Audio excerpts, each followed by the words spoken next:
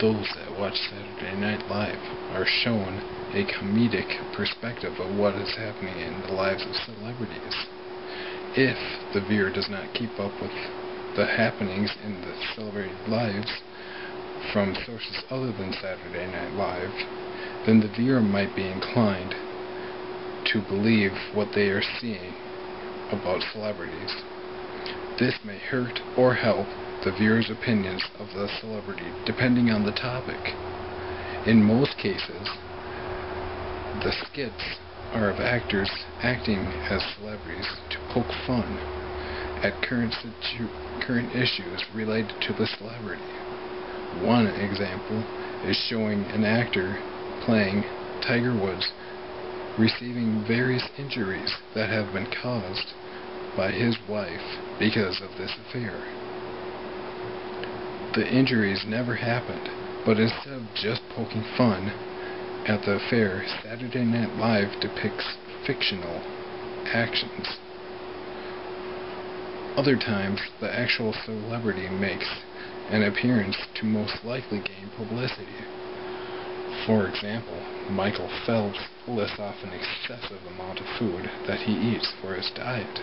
The amount listed on Saturday Night Live and the actual amount that he eats are completely different, but it does not hurt his image in the eyes of the viewer. Saturday Night Live does use some facts in their skits, but sometimes they have been twisted to the point where it is hard to tell whether they are believable or not. Oh, hey there. Thanks, Andrew. And now we're going to, we have Andrew Klein. 9? Bus is 9 at sight. No, I meant it. Anyways, and now we go to Andrew Klein. Oh, me? Thank you, Lance. Hi, my name is Andrew Klein, and I just wanted to share with you a few political highlights of history. Did you know that the U.S. Census had a question entitled, "If some member of this household had to die, so that others might live, who shall it be?" Or that Sarah Palin is planning on creating her own TV network. Well, it's true. After Palin's silver medal in the election, she decided to connect with us as many people as possible. Not just so Joe Sixpacks either. Regular people like hockey moms and overweight picketers. She plans on introducing shows like "My Daughter Only Sprained Her Ankle. You can't seriously be considering euthanizing her." "Are You Smarter Than a Half-Term Governor?"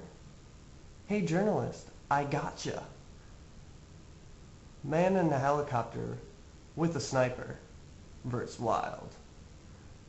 Did she mean woman? Because I'm pretty sure she shot plenty of moose up there.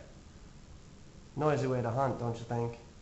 Anyway, oh, and That's So Palin.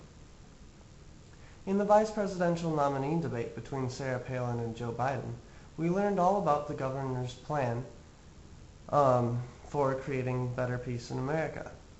Palin's plan is incredibly ingenious and simplistic. Her plan is, dun dun dun, to be a maverick. Yep, a maverick. Her and John McCain, are a couple of mavericks. They're going to take up every aspect of any crisis and ask themselves, what would a maverick do? And they'll do that. We also heard less about Senator Biden's plan, but we did hear about his love for John McCain. Biden exclaims he loves John McCain, would take a bullet for John McCain, and if he had to be trapped on an island with any other person, only one person, he would want it to be John McCain. Soon after, Biden also expressed his views that there would be no distinction between same-sex couples and heterosexual couples. Coincidence? Sarah Palin and Hillary Clinton met today to discuss sexism in full detail. Kankles and sexy bikini models were only a few of today's interesting topics. Despite the unified message of anti-sexism, Palin and Clinton failed to agree on pretty much everything. Palin even got her famous two-liner out. What's the difference between a hockey mom and a pit bull? Ooh, lipstick.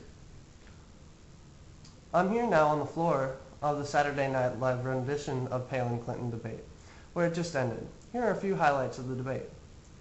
I believe that diplomacy should be the cornerstone of any foreign policy. And I can see Russia from my house. I don't agree with the Bush doctrine. I don't know what But Sarah, one thing we can agree on is that sexism can never be allowed to permeate an American election. So please, stop photoshopping my head on sexy bikini pictures. And stop saying I have cankles. This mock debate has become part of the American vocabulary used to critique the political race and has become a platform to discuss sexism. The TV show The View has incorporated Saturday Night Live in their show and used it as their discussion focus. The simple fact that the SNL skit would be critiqued and discussed in other shows demonstrates the influence the skit has on popular culture is relatively large. The impact of Saturday Night Live is far-reaching indeed. According to Joe Saltzman, Prime TV expert and professor at USC Annenberg School for Communication, the perception that the news media was being particularly harsh on Clinton and easier on Obama was given more credence by the SNL sketch implying that the news media was coddling Obama and overly critical of Clinton. It hit a nerve and had more influence because of it, especially among the voters under 40 who watch that program on a regular basis. The impact of the SNL skit on media bias towards one candidate versus another really demonstrates credibility of SNL as a popular culture influence in general. Just try to think of why candidates are paying so much attention to the comedy doppelgangers and what they hope to find in Studio 8H, where Saturday Night Live is produced, that they can't get on CNN. This sort of publicity appeals more to the light-spirited audience and makes the political race less based on logic and more on image. This image-based societal view is no real surprise. Ever since the Nixon-Kennedy debate, the political power of public image became well known. With the huge public image emphasis, it is no wonder that the political figures of today are attempting to appeal to the younger audiences through comedy programs like Saturday Night Live. Along with showing that the politician is current with today's world and not just sitting behind a desk, this endeavor also allows the politician to look more fun and appealing to the Millennial and Generation X generations. Perhaps we as a society just value humor more than we used to. But we have given comedy stations more and more of our attention. This can be shown by the increase in political figures guest starring on comedy shows, such as Sarah Palin and John McCain's guest starring on Saturday Night Live just before the 2008 elections, and Sarah Palin's introduction to Saturday Night Live soon after the mock Palin-Clinton debate. Other political renditions, such as the Palin-Biden debate and the McCain-Obama debate, have also been conducted on Saturday Night Live. Saturday Night Live isn't unique in its comical satire of political views. Entire comedy programs have been created to humorously portray the political scene of today, such as The Colbert Report and The Daily Show. With the addition of comedy news reports to the political, foreign policy, and celebrity realms, it is increasingly important to keep fact from fiction. It is imperative to separate the astonishingly true number of calories Michael Phelps eats a day, 12,000, from the alleged diet that includes a barrel of fettuccine alfredo and a full pig in a blanket. It is imperative to distinguish the true statement that China is getting a large amount of promissory notes from the U.S. from the representation that the U.S. is doing sex to China and exploiting their willingness to give.